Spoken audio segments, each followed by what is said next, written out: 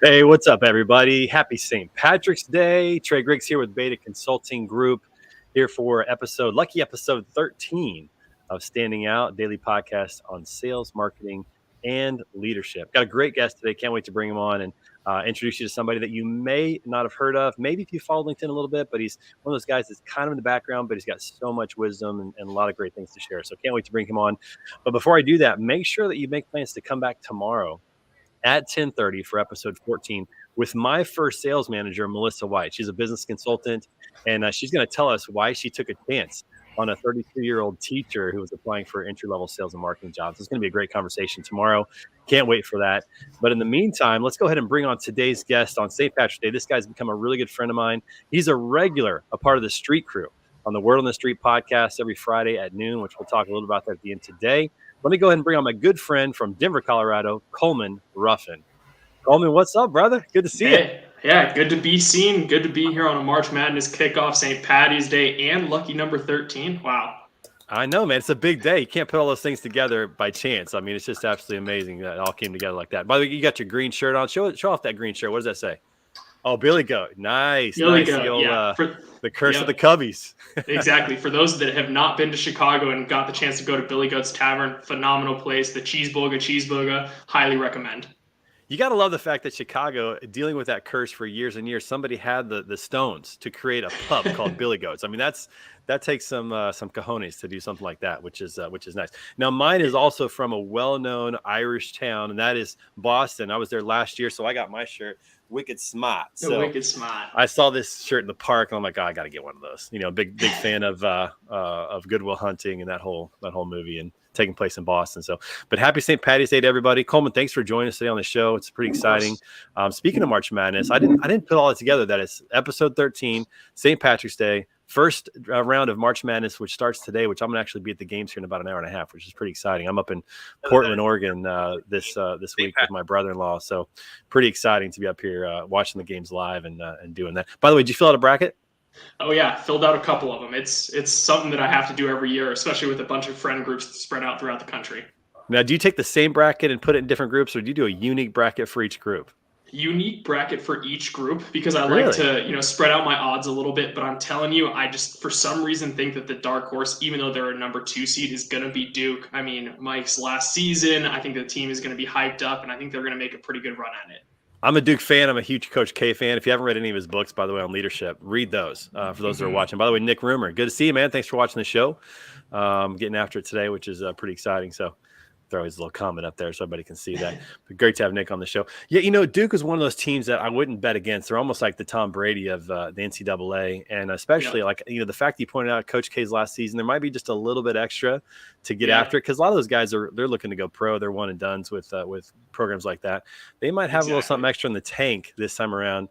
That's for sure to do that. So especially losing that last home game to North Carolina, they got a chip on their shoulder. They're going into the tournament like we need to win this. That fired them up, no doubt about it. It's gonna be fun. I'll be up here in Portland where Gonzaga's playing, and they're a regional favorite, and they're my pick this year. Although this year I did something different with the bracket. See, normally I take time to dissect them. I'm a former college basketball player, so I think I'm smart. I've never done well in these things. So this year I clicked the autofill for the random historical. So we'll see what happens. If I win this year, I might be onto something. I don't know. We'll see what happens.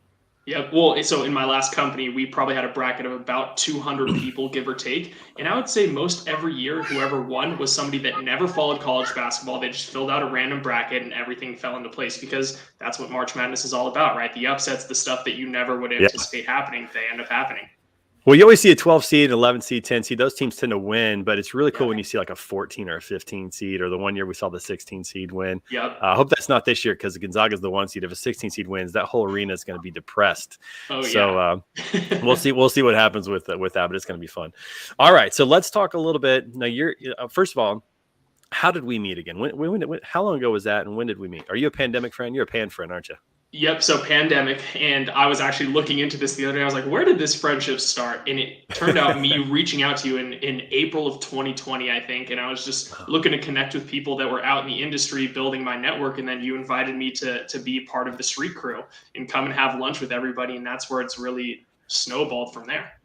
Man, that's crazy. So I can't believe it's been that long. I remember when we met, though, I thought this guy's got the coolest name. I love the name. Like your parents were thinking through. They got the name Ruffin's kind of cool, the last name, but then to go Coleman with that was pretty hype. So I just remember Yeah. going, this guy's got to be cool. He's got a cool name. Well, speaking of that, and I don't want to say that I'm too old, but I had that epiphany the other day where I was talking with somebody and I said, my name is Coleman. And she's like, oh, is that your last name? And I was like, no, it's my first name. Like Gary Coleman. And she said, who? I'm like, you don't know who Gary Coleman is? And that was the moment where I was like, wow, is this the moment where I know that I'm officially old? Jeez. Well, it only continues, especially if you keep hanging out with younger people, like new people, whatever. It just continues to feel that way. Because the thing that I'm realizing is the Super Bowl MVP and the Super Bowl winning coach are younger than me, both of them. Like I was just getting used to the players being younger than me, and now the coaches are younger. So it just continues, my friend. That's just how it goes. Yeah, I was gonna say I haven't hit that point yet, but it's not too far away. Yeah, I bet a lot of people, this idea of pan-friend, by the way, Nick jumped in there. I think pan-friends is one of those things that a lot of people have probably felt that as well. The idea of all these new friendships that are genuine. Like we haven't actually met in person, but I'll see you this summer in Colorado, coming out for the RV trip. So looking forward to that. But it's amazing how strong these relationships are, even though we've never had a chance to hang out, have a drink, have a meal, whatever. Yeah. But it's awesome. So 100%. And TIA coming up because you're attending that too, right? I'm attending it. I'm getting a chance to guest MC, so I'll be up on stage a little bit with my friend Tom Curie and Ann Rinke and Mike Riccio. So it's going to be a great time. Plus the golf tournament's back, and I have to say, Coleman, I've won that tournament twice, so I'm feeling like I got to go for the third round. Not a three-peat, but certainly the third win would be. Well, you're lucky that when I tried to sign up, or our team tried to sign up for it, it was already full. So we won't give you a run for your money this year. But next year. It's going to be a great show. It's going to be just absolutely packed. I think a lot of people are excited to get out to San Diego. I think they're going to have around 1,500 people. The golf tournament's full. I think the 5K might fill up pretty soon. I'm hoping to do that as well. So it's going to be fun. Looking forward to seeing you. Oh, you're going to be there. So I'll see you before. Nice. Yeah. Yes. Yeah. I didn't know you were going to be there. That's awesome. Yeah. Very cool. Is this your first TIA show? First TIA show. I've been to Freight Waves a couple of times, but yeah, it was really looking forward to start doing that in 2020, and then everything happened, and it's kind of delayed things a little bit. Yeah, and then Greg, of course, you got to come, April 30th to Wright City, for the Tough Mudder, man. We got to get you out there. It's not that far of a drive, you can be part of the team. So the day that Greg brought that up, I was like, I want to be there. And I looked at my schedule and I have a buddy's wedding that I previously committed to, so I can't. Do you think it's going to go through? The wedding's going to happen? Oh yeah, it'll definitely happen. That's for sure. But I do want to do a Tough Mudder with all of you. So next time. Well, for sure. I think this year's the learning experience, but I think this is going to become an annual thing, especially if they have it in St. Louis, which will be great. By the way, let's just pause for a minute. Let's talk about that while we're here. So, a couple of things, everybody. If you haven't ever watched Word on the Street, it's at noon on Fridays. So make sure you come back to tomorrow at noon Central Time to hear from the street crew. We're actually going to have Ann Rinke on, who's the CEO of the TIA, to talk about the TIA coming up, which is great.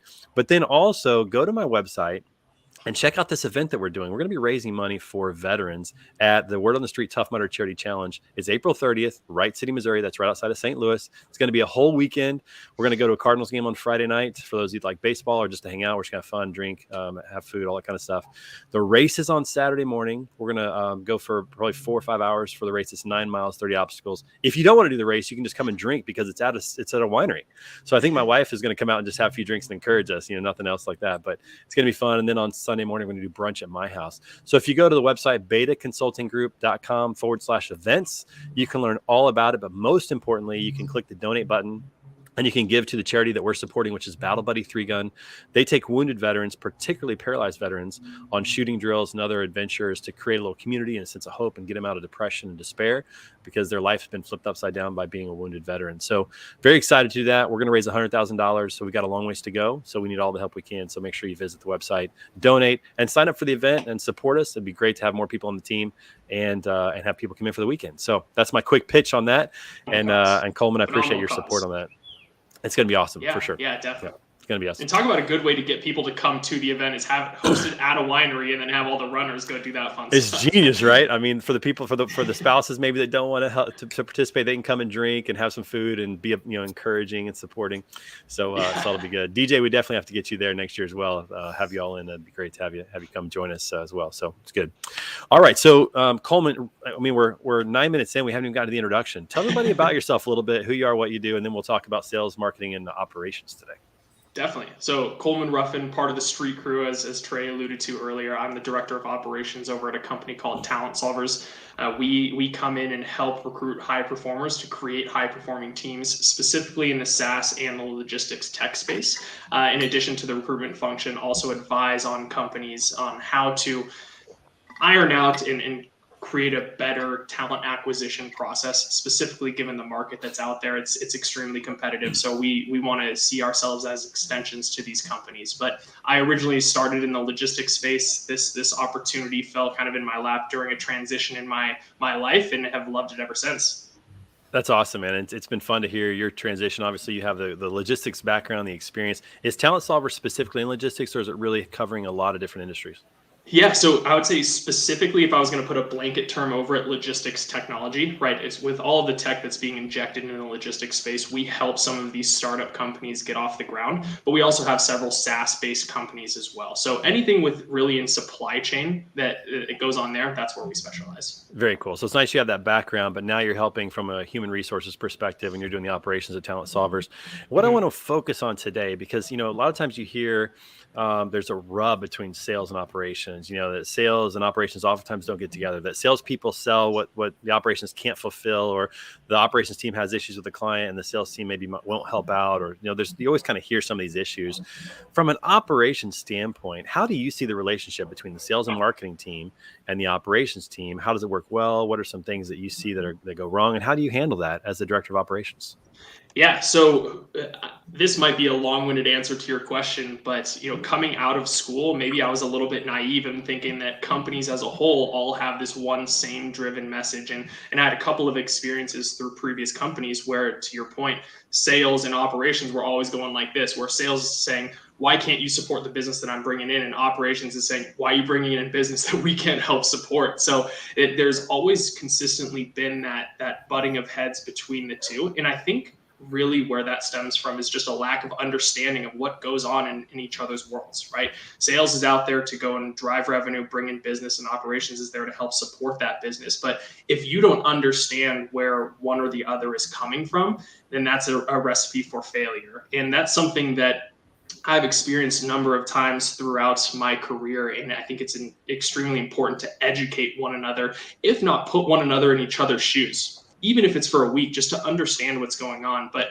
how I envision things going is that there has to be a collective for everybody to go forward towards. It's a lot harder in larger organizations, smaller ones, it's a lot easier. But in my vision of how companies and sales and marketing and operations all work together, you're all building a brand, right? You're all an extension of that brand. You have that common goal. And as soon as you lose sight of that, of, hey, this is where our company is going, rather than looking at your own specific siloed job or responsibilities, that's when you start getting some of that headbutting. So it's a hard thing to do as a lot of companies are going through growth. But if you can focus on creating that brand for everybody, that's what's going to create a success between all of these different sides of the organization.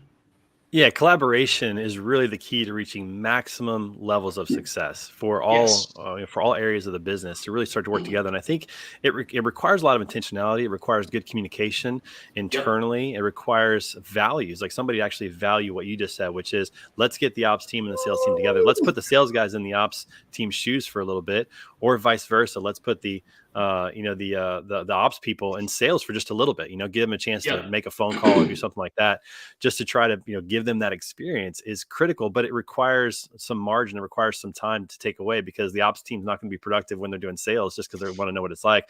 The sales Yeah. team's not going to be selling anything when they're doing ops. So it requires a real prioritization and a value to do that. But that collaboration key is so critical, so important. 100% agree. And that was one of the things in my L&D days of onboarding a whole bunch of people straight from college, right? They come in, they're super green to the industry. We would go through roughly about a 2-month training program where they would be immersed into all facets of the business, right? So they understand what's going on in operations. So we bring in this revenue, and then now how do we service that business, even if they were coming in from a sales position. But just getting that experience for a week, 2 weeks at a time, flips that light switch and saying, okay, now I understand what happens on the other side of the business. And I think it gives them a solid foundation of moving forward to have that collective idea, for everybody. Yeah, and it leads to this idea that I want to get your opinion on, and that is, I'm a firm believer that everybody in the organization is selling. Now, you said something really critical. You might have taken it a step further and made a better phrase than I did. You said everybody is a part of building a brand. Talk a Yeah. little about what you mean by that. Definitely. So I agree with you that everybody is always selling, but not directly selling. And what I mean by that, maybe this is a shout out to Gary Vee if you happen to be watching this podcast, because I've been For listening real, to him a little legit. bit. That's right. But he is all about building the brand. And I think that everybody is consistently building your company's brand, but also your own personal brand. So me for myself, right? I am not out there cold calling or doing anything necessarily like that. But being on shows like this or talking with clients, it's building the talent solvers community and brand from there. So I think what I'm trying to kind of get at, and again, shout out to Gary Vee, but is building a brand is selling in a certain facet without the traditional sense of cold calling or going door to door, which I know you have experience with.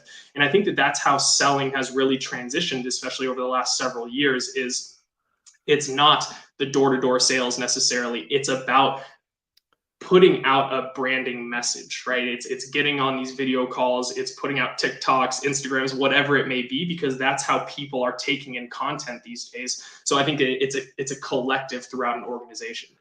I love it when you talk like that, and especially when you talk about like TikTok and Instagram. You know, the key demographic on TikTok and Instagram right now is 40 to 55-year-olds. I mean, think about I who did that not know that. encompasses.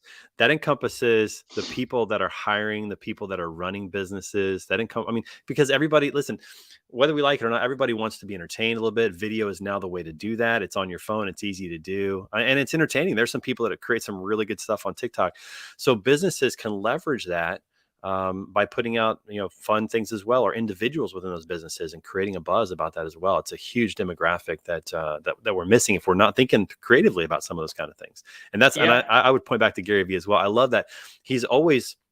This is what I've learned from Gary Vee. He just looks at the market and says, "What are people doing?"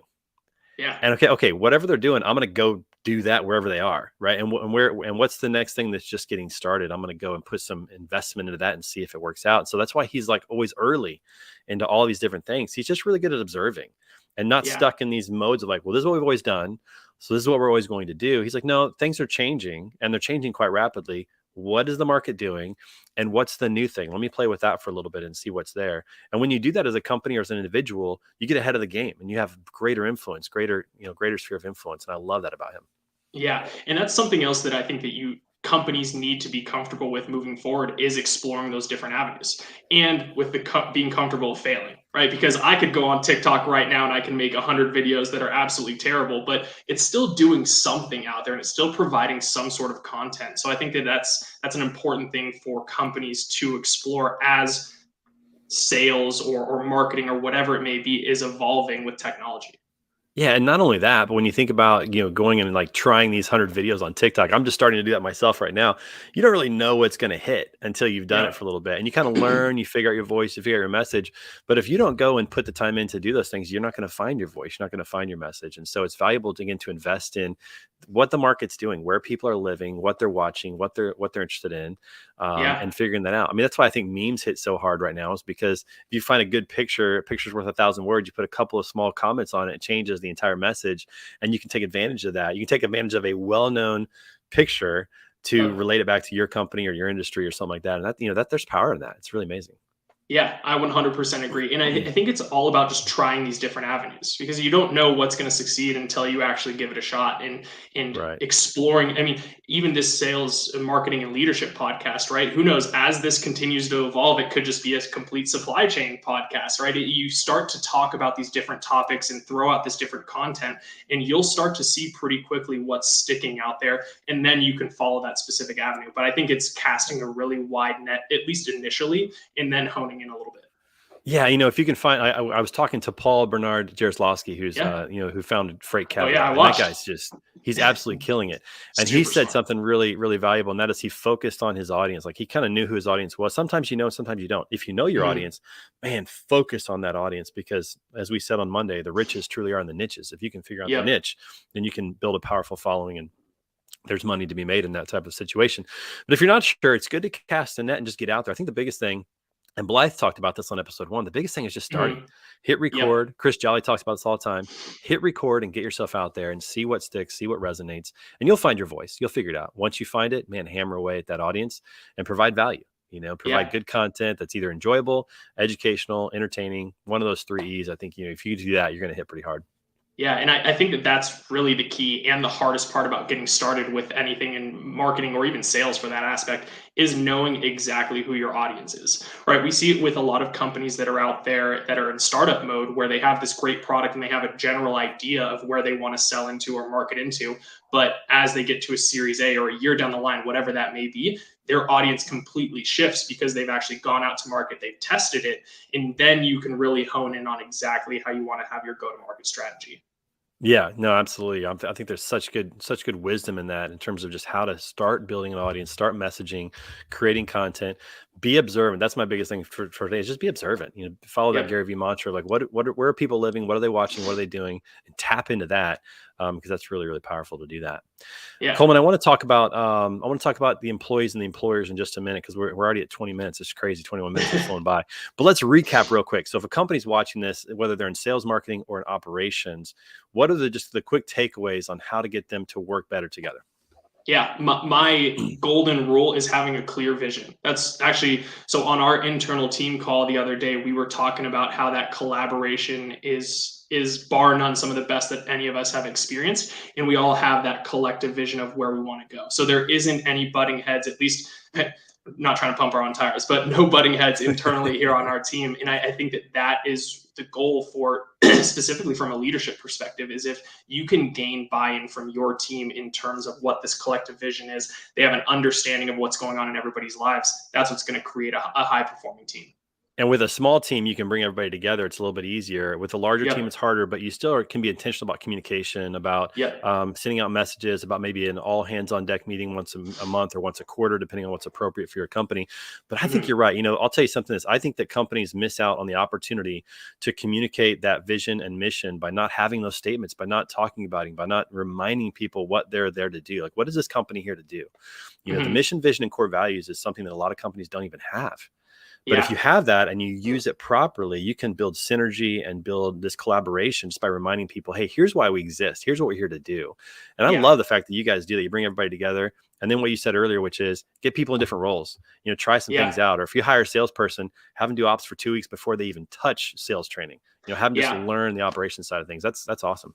Yeah, and it's going back to something, especially as you get into larger organizations and you have 15 different offices in the country, everybody starts to get that really siloed feeling of, okay, it's me and my office, and that's what we're going for. But having group outings or any of those, like you said, town halls, just to make sure people understand that there are other people in the organization and you kind of get to know them, that's a huge plus in understanding what's going on in their lives. Yeah, exactly. And Nick, you're right. I mean, it's all about teamwork that Jessica mentioned. Jessica, thanks for watching, Jessica Martin. So excited to have you guys pitching in today on all of that. Now, there's just so much that can be learned about that. And so that's the takeaway is get those teams working together, communicate effectively, put people in different roles. I think that helps your operations team understand what it means by we're all in this, we're all building a brand and we're selling. It helps your sales team understand what the limitations are of the operations and be a little bit more empathetic and work Yeah. together on some of those things. I think all of that goes into really building, like you said, a good brand. A company is just a brand. It's a good brand. So Yeah. that's really powerful. Exactly. If you can build a brand in today's market, then you are succeeding bar none some past some other companies. And when I say building a brand, again, if you think about Nike, right? You think about everything that goes into Nike. You're like, yes, I want to go buy Nike, even if you don't even really know anything about them, Yeah. because you know the brand, right? I like to think of it this way. When you think of brand, everybody has a thought when they see an image or a name. So for Yep. example, like Nike, like you use, some people might look at Nike and think excellence or the Yeah. best athletes or Michael Jordan. Some people Hmm. might look at it and think sweatshop. It's Yep. Nike's job to promote and to market and to message to build this brand so that when their name comes out or their logo is seen, it instills this message in someone's brain. That's the power of a brand. And so Yeah. that's the job of everybody. So your operations team, your IT team, so your support team, your HR team, your sales team, your marketing team, everybody in your organization is a part of building that message, building that brand. That's so powerful that everybody remembers that and everybody knows that. So that every interaction with a customer, every interaction with a prospect, every interaction with a vendor Yeah. promotes that brand, right? So Yeah. powerful. And going back to what I was saying before is if you can create that and have that collective, it also makes everybody's lives a lot easier, right? Your sales is going out and they're like, oh yeah, I've heard of Talent Solvers or I've heard of Beta Consulting. Yeah, let's definitely work together instead of having to go into an entire pitch. Same thing with operations side of things. So if you can create that Yes. collective, cool, hitting Yes. it I out mean, of the park. think about that, right? If people know who you are and like you before you ever try to sell them anything, like that, I mean, as a salesperson, that's a dream. That's a Yeah. dream, like that's the situation. They know who you are, they know what you can do, and they like you. Like if that happens before that first phone call, I mean, you really have to work hard to mess that up as a I mean, could you salesperson. imagine if you were when you were going door to door sales, if everybody already knew who Trey was and already knew what company you were, they're like, "Oh, I love Trey. Yeah, let's go ahead and Oh sign me yeah. up," or whatever That it that is. would Like, that would have been yeah, that would have been a dream world. That would have been awesome. But that's the power of a brand, and anybody can build a brand, personal and yeah, company. So let's transition for a minute. So you work with the job of talent solvers is to match up candidates with employers, and mhm. so you have employers who need to really market themselves and brand themselves to prepare for a candidate, but you also have a candidate who has to market themselves individually. What's your tips right now on how employers and individuals can best market themselves in this environment to create a brand or to create a message that is desirable? Yeah, and I think that there's two ways that I would look at this. One of which is networking from a candidate perspective. I think that networking is one of the most important things given our day and age for Hmm. everybody to be doing. And shout out to not only yourself but also Jamin for getting me into the networking space. Right, I was never really big into that, and then both of you were helped coach me along how to network and the importance of that. So thank you. Jamin's a solid dude, man. Oh Episode yeah, 5, everybody, go back and listen to episode yep, 5 with Jamin. It's awesome. exactly. And then from a one of our clients' perspective or a business perspective, it is about getting your name and brand that's out there. So I think it's about creating a lot more content. Again, going with the digital age of things and how everybody is taking in this content, specifically from video form. If you let's just say are a brokerage, right? And there's a candidate that's out there that's looking to get into the brokerage space. If there's 4 brokerages that they're considering, they're more often than not, if everything is equal in terms of monetary value, right? They're more likely than not to go with the brand that they know a little bit more, right? If Hmm. they have seen TikToks or seen something on LinkedIn about a good review, that's going to weigh very heavily on them. And I know a lot of candidates these days are looking for more progressive types of companies that are doing this stuff rather than the Hmm. normal day-to-day kind of stuck in the dark ages, if you will. So it's extremely important to start pushing out content as a company looking to attract the right talent. Let me give you an example of that is recent this week, and some of you may have seen this on LinkedIn. But shout out to Steve Cox at Steam Logistics. So Yep. he put on I think a Minnesota Vikings helmet maybe, Yep. and then went and hit the gong. I mean, I hope the guy wasn't in concussion protocol because it was definitely like spearing, like it was an illegal hit. But he went in and he struck the gong with his helmet. This is the CEO of a company, and he does this a lot. He posts a lot about his company, about his culture. These types of videos when they have wins, they talk about what they do. I mean, if you put that in the context of what you just said, if there's 4 brokerages that somebody's looking to work at, and one of those is Steam Logistics, and they see that kind of stuff, they might be like, "Yeah, I want to work. I want to work at them." Right? That Yeah. puts them a level higher, just because they're willing to put those things out there. They're still doing them, but it's like, are you going to turn the camera on? Are you going to post them and put your company out there? Be a little vulnerable, do something a little different, because Yeah. that's going to make the difference for a candidate wanting to work for you, especially in this job market where candidates have so much choice.